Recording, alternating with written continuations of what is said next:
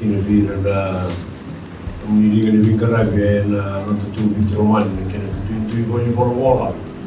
Kaya tutumay na singin day isa may singong palabe na doon ikimimi ko rin tatalabi kayo nina ni Mami mo. O siya usunod na naman turang na naman pinamata. Nakakamalo.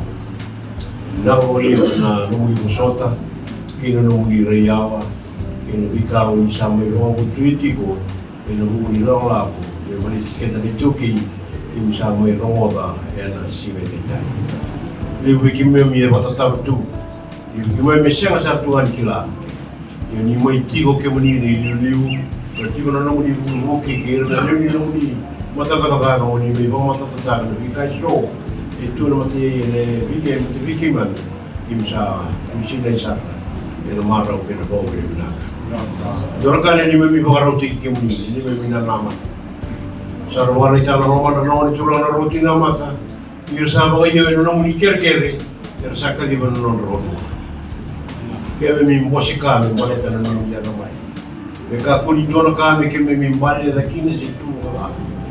May muni na kimuni, ganapika kiri. Kimi nama ka, muni lesu muni tu na mga kanin dumaka.